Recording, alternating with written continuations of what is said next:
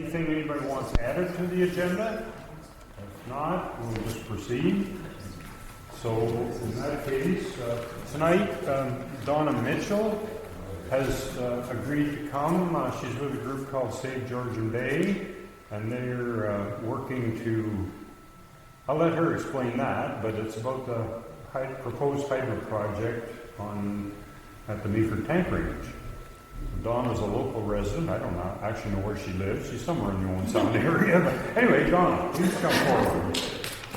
Thank you, David. Thank you very much, David, and whoever was inviting me tonight.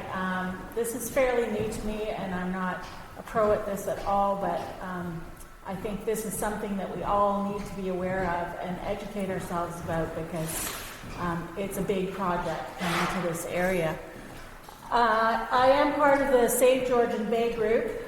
We're a group of volunteers that have been actively researching, educating, and informing individuals and community leaders. This proposed facility has the potential to change the lives of Georgian Bay residents and visitors and disrupt the natural beauty of Georgian Bay and the Niagara Escarpment forever. A petition at change.org has gathered over 20,000 names in opposition to the project, and we just started in about October. Next slide, please. Thanks. A little bit of background. TC Energy was previously called Trans-Canada Pipelines. It is the second largest... Can everybody see? Am I in the way? Yeah. Okay. It's the second largest pipeline company, profit-wise, next to Enbridge. It holds 48% of nuclear interest in Bruce Nuclear and operates over 92,000 kilometers of pipelines, including the Keystone pipeline. It's also Coastal GasLinks out west is a subsidiary of TC Energy. TC Energy has never built a pump storage facility before. It's in the very early stages of introducing and developing this project, and there are many levels of risk and environmental assessments and approvals required before this can become a reality. But there's a concern out there. TC Energy already has its foot in the door, and they're doing feasibility studies. So our group wanted to get on the bandwagon and do some research and let locals know what potentially might be coming down, pardon the pun, the pipeline. Because TC Energy has only notified people living within 5 kilometers of the national defense right now. So it's going to affect a lot of people that don't necessarily know yet. It's not a good representation on this screen, unfortunately, but if you look up, you can see a blue area in the top sort of third. That's going to be the reservoir. If you look down towards the lake, the blue corner down here, there's a white road coming down. Those are all houses in there along the shoreline. So they're literally going to be underneath the reservoir. The reservoir is 375 acres filled with water and a dam. And they've never built a facility like this. Would you sleep at night if you were in one of those houses? There's a lot of worry. So it's also going to be an open loop system where water is pumped. Can we have the third slide, please? Thank you. Where water is pumped from Georgian Bay up the escarpment 150 meters, typically at night, when there's a low demand for electricity. It goes through 3 turbines to a 375-acre reservoir where it will be temporarily stored. When the demand for electricity is greater and electricity is more expensive, the water will be released back into Georgian Bay through the turbines generating the electricity. The transmission lines will run to Essa Township near Barrie for further distribution. The rate at which the water is pumped and released is huge. It's 42% of the average flow of Niagara Falls. That's a whack load of water. A far more environmentally designed, uses a closed loop system and does not require a natural water source. It is built in abandoned mines and quarries. There's one being built in Marmora near Peterborough right now using an old iron mine, and it's being built by Northland Power. Next slide, please. So this is the Ludington plant in Michigan. focus, no? TCE has modeled this plant after this one, built by Consumers Energy. It was built, tell them when it's good, because I'm up close. It was built in the 1960s when we had less awareness for the environment. A United Press Archive article dated October 1994 reports, and I quote, "The Ludington Pump Storage Plant, the world's second largest plant of its kind, has killed 150 million fish every year since its startup in 1973. Most of the dead fish are young," officials said, "so the kill-off has hurt sport fishing," think of the Sydenham Sportsmen's Club, "and the natural food chain in the lake." And later on in the article, the fish kills have been huge because the plant sucks the water out of the lake at night when the fish are active around the lakeshore. Anything that cannot swim faster than the current produced by the plant gets sucked up in and chopped up. End of quote. So after a 12-year battle, the Ludington plant was required to build a 1 mile long net around the intake and breakwalls and to pay $5 million to the Great Lakes Fisheries Trust as compensation for past damage and for future kills that could not be avoided. And they're still being asked to submit funding because the fish kills are still happening. The net is designed to stop the bigger fish, so anything under 5 inches gets sucked in, and that goes along with the rest of the aquatic life that is small as well. So they break it down to being like a giant Cuisinart because it just spins the turbine, spin anything around in it, and it's just chopped up and spit back out. And that's a quote from the Ludington paper. The reservoir is 375 acres. It can fit 340 professional football fields into it. So you can see the reservoir on the top left, the intake and the breakwalls on the second one. Yeah, you can't really see the penstocks in that one. And then down at the bottom, the turbidity, the whitish gray colors in the water. Are those all pictures of the Ludington Yes. site? Yes. Okay. Yeah. So it's bigger. We're working with 1,000 megawatts, and this is 1875. So it's got 6 penstocks instead of 3.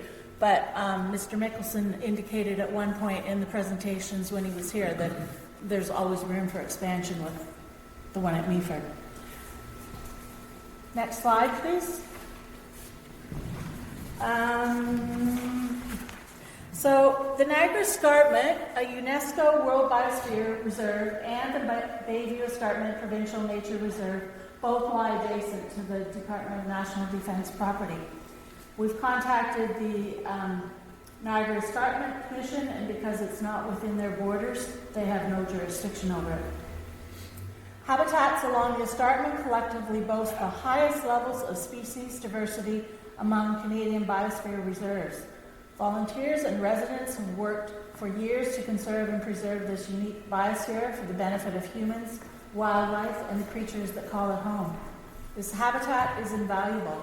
It doesn't recognize property lines and boundaries. There will be a 500-acre footprint at the site, with 375 acres being partially excavated and partially dammed concrete reservoir. So how much water is being moved? We talked about the 42% of Niagara Falls. To put it into perspective, Toronto residents use nearly 1 billion litres of water per day. The Meaford pump storage could withdraw up to 20 times that. 20 billion litres of water and aquatic life in a single night, which is then flushed into Georgian Bay the next day. The City of Toronto draws 14,000 litres of water per second over 9 intakes that serve 4 water treatment plants.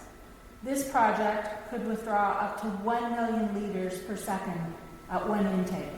So Meaford would draw 1 million litres. The whole City of Toronto is 14,000 litres. That's a huge difference. Pickering, Bruce, and Darlington nuclear stations all withdraw 150 to 200 litres per second. This is 5 to 7 times less than what Meaford would draw. This huge rush of water will create water turbidity, which in turn affects water quality. Owen Sound and many other municipalities and thousands of people all use the bay as their water source. When we talk about the impact of the 500-acre footprint, that doesn't include the transmission lines. So they talk about transmission lines running from Meaford to Essa Township, overland. You'll see the map in a little bit. So we have to figure that into the clearing of land too. They also mentioned that it could go subsea. If it goes subsea, it'll come up between Collingwood and Stainer somewhere. It still has to get through to Essa Township, so there's still a whack load of properties to go through. Next slide, please. So it has the potential to destroy a beautiful stretch of pristine shoreline, restrict the passage of fish and wildlife, interrupt the natural movement of sediment along the shoreline, cloud our beautifully clear waters, and smother the fish spawning and rearing habitats. I talked about it being below those houses, and there'll be a photo coming up. This is the construction area of the Ludington plant. So you can see the 6 penstocks in the middle coming down where the water gets up, the intakes at the bottom, and the break walls coming out front. When fully operational, they talk about 800 jobs during the construction phase. Well, we have a very little labor force now in this area. Will qualified workers want to move to go work for TCE and leave the employers that they're working here with nothing to draw from? When fully operational, the plant will employ 15 people. 15 people will be employed by a plant that will forever scar the face of Georgian Bay and the Niagara Escarpment.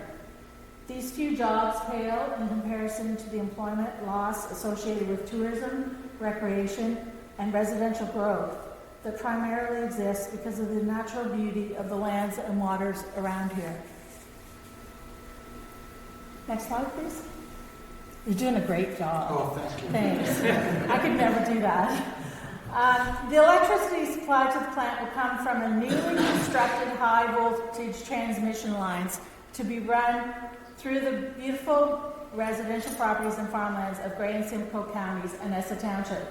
This extends it. And so the blue line is showing the overland route, all new, no old corridors or anything. And then there's a yellowish green line along the shore where it would come up at Collingwood or Stainer. TCE states that if an overland transmission line is selected as the means of connecting to the electrical system, a crossing of the escarpment is likely necessary. The Niagara Escarpment is a World Biosphere Reserve. TCE is a skilled lobbyist. If you is anybody familiar with the Polaris Institute out of Ottawa? There's a really interesting 153-page document there if you want to go through it, all about TCE, and it talks about TCE's ability to work lobbying so that environmental laws are weakened and all sorts of stuff that doesn't allow you to sleep at night. The last sentence here on this last paragraph is really worrisome for me.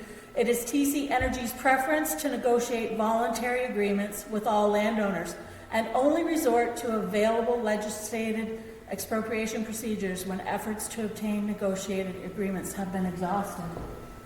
So this is what we'll offer you. If it's not enough, what comes next? You go to court. Would you want to be up against a $63 billion company? And you don't have to look too far in the news to see it with pipelines. In this case, it would be transmission lines. Is this what we want for our neighbors, friends, relatives, and Georgian Bay landowners to be up against? I don't think so. Next slide, please. It's reading the instruction manual. You can put that away. You're pro. You're pro. So, in July of 1942, over 100 families and landowners gave up their land for the establishment of the Meaford Tank Range. They didn't have much time to make the move, and they received a pittance for the land that they owned. Farmers left crops in the fields and apples on the trees in the orchards. Communities, homes, and farms were abandoned. Now that land is potentially going to be used for a $63 billion company to make a profit. If this land is no longer required for training purposes, perhaps a more community-minded project would be to create a national park in honor of these families. Next slide, please. We all share a responsibility to protect the natural escarpment and the unique ecology of Georgian Bay and the Niagara Escarpment. Together, let's work to protect our environment now and forever. So the team has put together a couple of draft resolutions that we're submitting to the municipalities, one opposed to the project and one setting parameters of what should be done if they decide to let it go ahead. So we're trying to work with councils and basically just get the word out there, because TC Energy, as I mentioned, is only put out the word to those within 5-kilometer radius, and I think a lot of us are going to be and should be informed and aware of the potential of what could happen if this goes ahead. Let's hear it for our technical assistant here. And I don't have a lot of answers to these. I'm new to this too, but I'm certainly open to discussion, and there's folks in the room that know as much, if not more, than I do on this. So, go ahead. One of your first slides, you mentioned the tank range, and you mentioned the property owners below. I thought this was a tank range. I didn't think there was any landowners anywhere in that area. Well, if we could go back, if that's a possibility. Is it a possibility? I forgot to show the last slide. Yeah, so just go down. Don't change my format though. Are you okay? Yeah, so just scroll. Perfect. Yeah, so go a bunch more. No, down to the bottom here. You there? Good job. Yeah. So I'm just gonna. Can I do this? Yeah, you can go up there. So this is actually where the one end of the reservoir would be, and this is where the intake is going to be, and these are the houses. There's a whole subdivision called Sunnyside Beach down there. So the reservoir will be up here on the top of the cliff, and the dam and the wall with all these residents below it. So that means that this is not going to be on the tank range. It is on the tank range, but there's a jut of land that comes out. It's on not the shore. On the shore. Yeah, it's not a square corner property line. It go back to the second slide, please, sir. You can see it in it, maybe. The second From the first. So you can see here, it doesn't show up very well here, but this is the property line here, it goes there and then up. So it's not a square corner down to the beach here, and this is tank range land, this is actually private property. And that's the land. Does that make sense? So yes, the plant will be on the reserve, the national defense property, but it is going to affect people below as well. Well, there's going to be some of its facilities will be crossing their private land. No, they have access through Great County Road 7 to get to it. Yeah, so they don't have to go over this private land. Yeah. Does that clarify it? I wish I had a clearer slide, but I don't. We can talk about it after. Yes. There's a couple of points. The slideshow is not exhaustive. It's a big, huge project, and there's a lot of bits and pieces to it. One thing is that settlement that they're constructing is what they call a man camp, and it's the same company that has constructed pipelines in BC up and down that famous road known as the Highway of Tears. And every place along that highway where they have had a construction camp similar to the one that they will be constructing up here to support the development of the pipeline is where women and young girls disappear from. This is the same company. This is also the company that built a huge pipeline. I guess it's a piece of the XL pipeline going south of Texas. And just over the border in the United States had one of the largest spills of a pipeline ever reported. And then it became apparent in the year following the spill, after people started poking into the ground and responding to citizens' queries about what is going on here with my well and with my livestock and my crops and everything else, that in fact that spill was twice as large as they reported to the government. So this company does not have a good track record. It doesn't know how to build the stuff it builds all the time. And it endangers the local population. And this is something it's never built before. Now, the fact that there's this other place in the U.S. across the way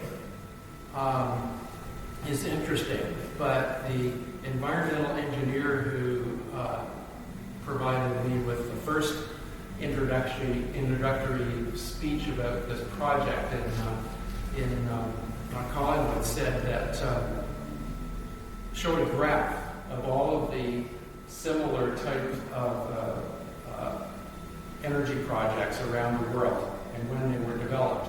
And it's a bell curve, and we're at the far end of the bell curve. That is, this is obsolete technology. There are way more efficient and effective and less environmentally dangerous ways to do this. They're doing this because they can, and because of a temporary situation of Ontario Hydro, which prices the nighttime electricity differently than it prices daytime electricity.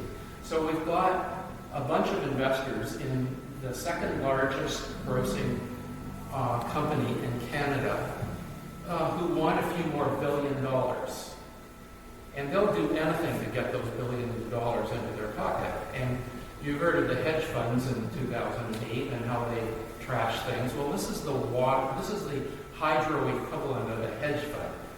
They're banking on making money by the difference in the price of electricity. For you and me in operating our house, it's a fractional difference. But for the billions of liters of water and megawatts of energy being generated by the falling of that water on a daily basis, they make a hell of a lot of money off a very tiny difference. And that is the only reason they're building it, because they can. The lake up top currently exists. It's not a reservoir, it's a naturally occurring lake. And They're not using Mountain Lake though. but, well, they are. They're enlarged. I thought they were enlarging. This is brand new. This has nothing to do with Mountain Lake. Okay, so they're digging a new lake and lake bottom. And although they talk about the dam being concrete, the bottom of the lake is not. And it's being covered by a product and a bunch of materials that are all generated from oil. And they all are toxic to wildlife and to human beings who drink whatever comes into the aquifers because this reservoir is going to be deep. So, there are a bunch of interesting pieces to this. Every one of them that I've been able to read is bad. Not that I'm biased. Thank you very much. And this was a 10-minute presentation that I gave to the City Hall on Monday that hasn't been revised, but I'm going to call on him to be our speaker in the future because very valid points, and they're all very true. They take this as an isolated area. They looked on the map, they saw a few houses, they saw green space, they saw that it wasn't available to be seen by the locals because it was on the tank range, and they've got the pull and the influence, and yeah, it's scary. Sorry, question over here. Well, I've talked to a few people, and a few people I've talked to have defended this from a perspective of reducing greenhouse gas emissions because of the way that this energy is generated relative to on-grid electricity in Ontario. So if I was arguing, what are the arguments in favor of it? Because I know generally we're hearing arguments against it, but, Or the TC Energy. well, yeah, if TC Energy was here, what would their arguments in favor be? And I have to be honest, engineering is not my bailiwick at all. They claim greenhouse gases. This is and help me out here, please. This is a load leveling versus creation. It's not going to create it. It's going to level things out, and that can be done in other ways. And I could quickly answer that question. I'm not going to Go ahead. But, so the nuclear power plant can't just shut down at night. It operates at a pretty steady level. So at night, there's no market, there's no need for the electricity that's being generated. So this is a way of using that electricity and producing green electricity so that it's available during the day. So I'm generally in favor of this project. That said, it might be a lot wiser to generate hydrogen with that electricity that's available at night at the Bruce nuclear, and use hydrogen for hydrogen fuel cell cars or whatever as a source of energy and avoid oils. So that's what I put on the table. The other thing that TC Energy manages to miss in their discussion of that particular issue is that over the last couple of decades, all of the governments of Ontario, whatever flag they were flying, have managed to ignore a constantly on the table offer from the province of Quebec yes, for hydropower that's surplus that they would love to sell us at 50% of the cost of providing nuclear energy. And if you need load leveling, the water is going over those dams in northern Quebec 24/7. And so if you need to level loads, you can do that. It does require, and the big sort of negative piece that gets thrown in my face every time I enter into this discussion with somebody who doesn't know what they're talking about, is that, we have to build a transmission corridor from Quebec into Ontario to connect into the hydro grid, to the electric grid in Ontario. Well, there's, the Ottawa Valley, the southern part of it, down in Montreal, is full of industry and consumers of electricity, and is right next to Ottawa, to the province of Quebec. And so that hydro connection that they need to build is tiny, even compared to the connection that this project would have across conservation areas, wildlife protected areas, and some of our best farmland on its way to Innisfil to be tied into the Ontario grid. So it's a specious argument. yeah.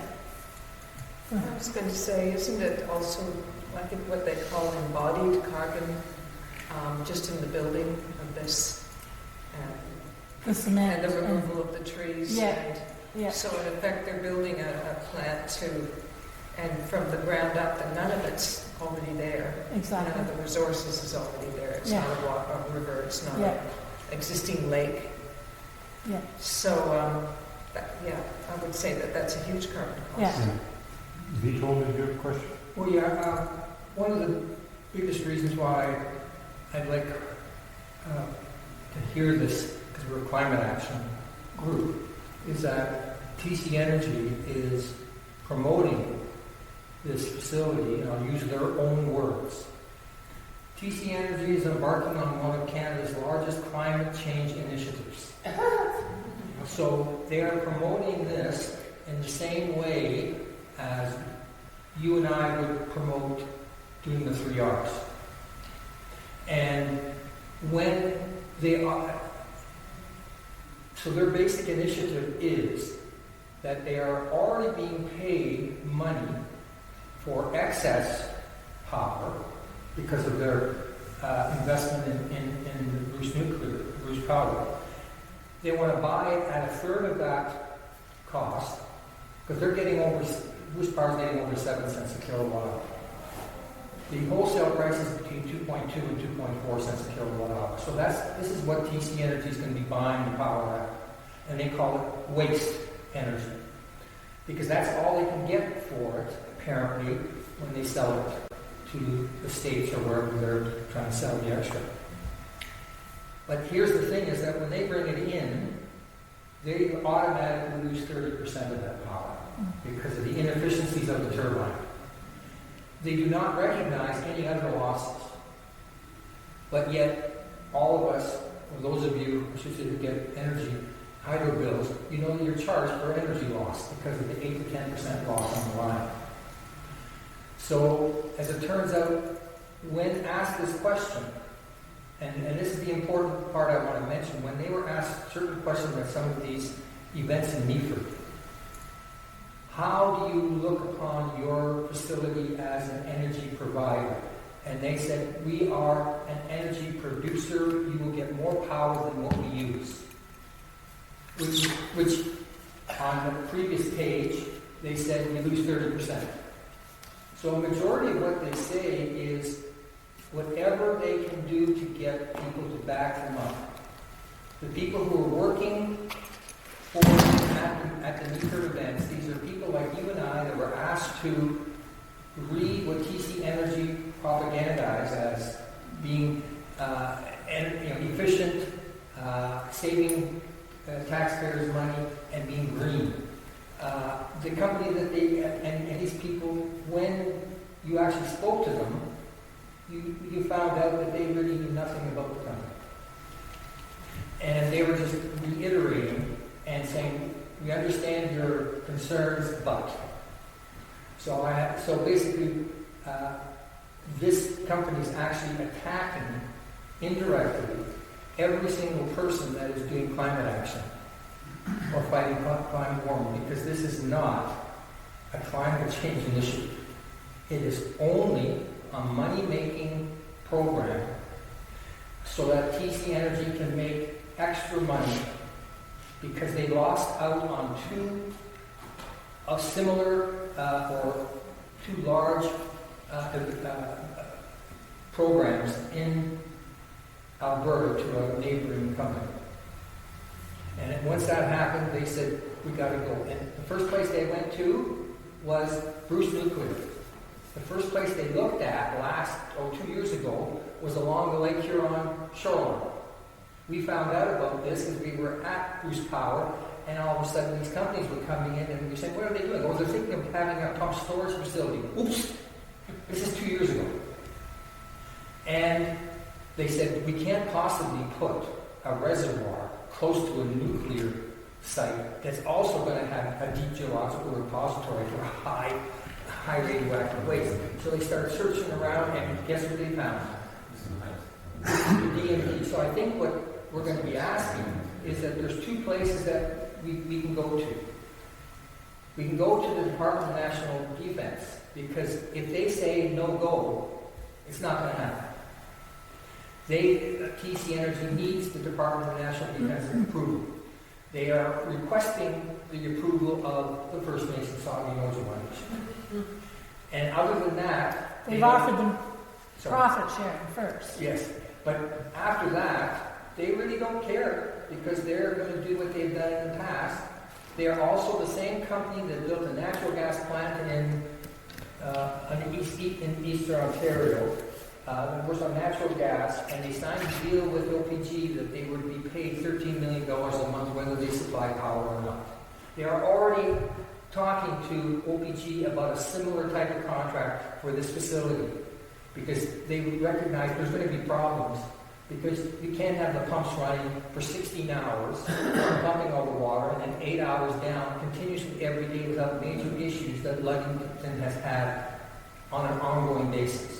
Sorry if I'm going on too much. I don't know what our time limit.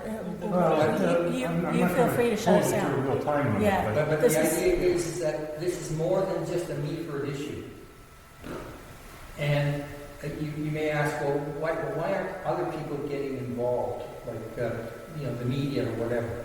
Well, the media has been informed, but they say until it becomes an issue, people in Toronto aren't going to care that much about 2,000 people up in this area. So it's been a real struggle to get, as I put it, anything that resembles truth from this company. There's another issue that hasn't really come up, but apparently when that land was expropriated, if it ever wasn't to be used as a tank range, it was to go back to the original landowners. Yes. Is that not correct? Well, that's what has to be written in the letters to the DND. Do you have any persons? So I have a bunch of brochures here with some more the bullet points and the letters, the email addresses to DND and Alex Ruff, Prime Minister, and a whole bunch. So feel free to pick one of those up.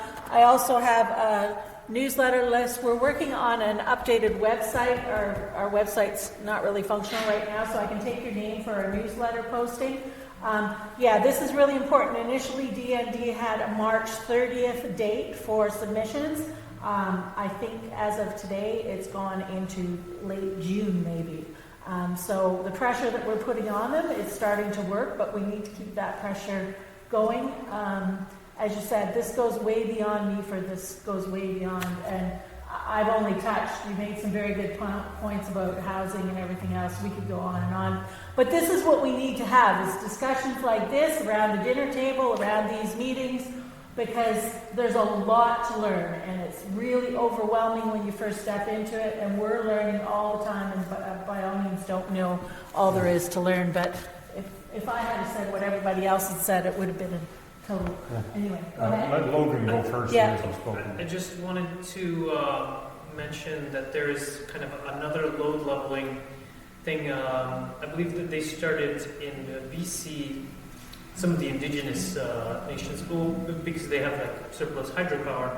And what it does is basically captures atmospheric carbon dioxide, and then if you have a special nano catalyst and water, then that turns into ethanol fuel with electricity. And so you could make straight ethanol and sequester carbon, completely carbon neutral fuel, using the extra stuff from Bruce Power, and it's already going into lots of vehicles. So we already know how to use ethanol. So and this would be much more, environmentally friendly. They're using compressed air in Godrich salt mines now to do energy production as well, and compressed air and something else. So there's other options out there, but I don't think they're even exploring them. Go ahead. Brian? Yeah, I'd just like to add about the original 150 families that got summarily kicked off their farms. That's still a live issue. I have a friend, and I was over visiting him, and talked about this project, and I barely got the label for the project out of my mouth, and his wife turned on me and jumped all over me because she's part of a family that lost their land and their livelihood there. What people got they were not able to replace what they had lost in their farms with the amount of money that they got. And the families, as family units or structures, were disadvantaged for the rest of their lives pretty much as a result. There are a lot of bitter people around this part of Ontario who are tied into those 150 families. And several of the original people who were actually living there at the time are still alive. Fails and Orchard. still mad about it. Yeah. So And that part of the do? issue is not going to evaporate either. Somebody else had a question. Terry? The Bruce Power Innovation Center in Southampton, Port Elgin, do you know about that? Vaguely, yeah. Yeah, I don't know a lot about it, but I think it is exploring the potential for hydrogen generation using the excess fuel. But that's just another thing on the table. But what I would like to see for this is this full cost accounting idea and the embodied energy, and let's look at it from what are the benefits? If they're claiming it's a climate change benefit, then what does that mean? And it can all be kind of looked at from a greenhouse gas perspective. It gets boring and people start to yawn. That's the problem, you know. But that really can. And maybe that's a question for TCE. They theoretically should have those answers, right? Well, they should, but unless embodied energy and even Bruce Power, when you ask them, they're a clean energy producer, but their statement does not include pre and post generation of energy. They're talking about the generation of electricity. They don't do full cost accounting. That's Nuclear Waste Management Ontario and OPG on the other side. And I can hear TCE saying, well, it's too far, it's too early in the proposal stage, you know, we don't have all the answers. But That's our standard answer. even the concept of concrete, and concrete is one of the biggest emitters of greenhouse gas over the long term, even in its production. So it's adding the pre and post energy costs of that. And there's talk of a concrete plant going right in on the site there. So it doesn't have to be trucked in. They'll So be they producing dig it enough up. concrete, they'll need their own Yeah, plant. exactly. Yeah, So, but it's not I the mean- trucking, it's the actual production of the concrete because of the nature of the material. Yeah. So, but those are, you know, tricky things that not everybody yeah. will appreciate. Yeah, and as I said, you know, I've learned so much since November, and I still don't understand it all, and this is not, but this kind of discussion is really, really good because it's touched on a lot of different things, and it just proves to me, you know, the knowledge that's out there, and the more we need to keep learning and keep spreading this word, because there's people out there that live in Meaford and Ravenna and Heathcote that haven't got a clue about this yet, and we're trying to spread the word, but it takes people to spread that word. So a lot of good information shared here, and I thank you for the opportunity of being here tonight. And please pick one of these up. If you have it in your heart to send a letter to DND and Prime Minister Trudeau and Alex Ruff and everybody else, please do. We really appreciate that, because that's what is going to make or break this project. I think when DND has already heard and they've postponed their date, they're starting to hear that the people of this area are not appreciating this, and we need to keep letting them know that. So please do. Thank you. I'd like to make one more comment. There's a concept called energy return on energy invested. And if you look at hydrogen, for instance, that was touted to be the big thing. But if you start, or ethanol, any of those things, if you start looking at the energy return on the energy invested, it gets down to almost 1-to-1. So if it's only 1-to-1, why do you do it? And in this case, I can see Vico mentioned 30% losses. That's just in the power of getting to the site. Then the turbines aren't 100% efficient putting it up or putting it down. That 30% is the operational loss in the plant. In the plant, okay, but there's also 25 to 30% loss before it gets there. So I'm thinking conservatively, you've got 50% left in the end. Be realistically. No, they create their own power on site. Yeah, They yeah. don't need power from anywhere else. They're going to send it along the line. It'll be line loss. They need power to pump the water up. And those turbines won't work at a 30% loss of energy, because you're pumping 1.7 kilometers and 150 meters up. So the power you use to get that water into the reservoir takes 30% more power than it's going to be generated by that same turbine, or the 3 turbines, when it goes through it in the reverse end. But the trouble with that argument is that the power they're using to pump it up is otherwise being wasted. No, see, that's Well, the what are they problem. doing with it? There is no waste. It's all being At night, sold. the nuclear It's power all being sold. There is no wasted energy. This company is already receiving 7 cents a kilowatt hour for it, but OPG is losing. In other words, we are losing. The company is not. So there is no such thing as wasted energy. It's all being sold and regenerated. They use that as a tool of saying it's wasted. Well, I'm sorry. Who's using it at night? There's nothing else. It's being sold elsewhere. Well, who's using it at night? Who's buying it if they don't need it? Pennsylvania, New York State, and Michigan are buying it all. I think that's a good place to end the discussion. Okay, Too bad we don't have more facts on the table. Okay, I think we're calling the discussion for an end. We can discuss in the hallways afterwards and whatever. But it's good to have this discussion. Yes. Everybody has their opinions, and we need to hear them. Exactly. Yeah. You guys need to talk. Yeah. last Friday, or the last Thursday of each month is Pints for the Planet. So, This way? Pints for the Planet. Oh, You're going to be talking about that. How much do we have to drink before we can talk?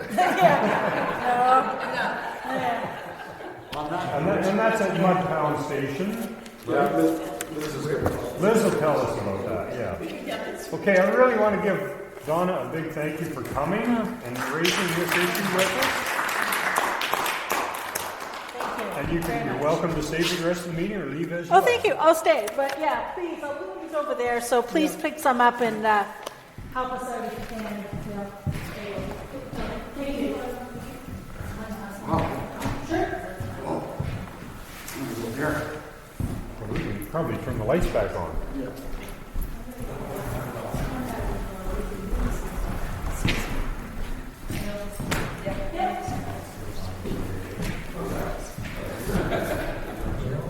No, you can see. Okay, next on our agenda is committee reports, and we'll do the communications committee first, and that'll be Liz. This will be actually, sorrowfully, Liz's last kick at the can as communications leader. So, Oh, can we? Okay. Oh, you want me to turn this off for you?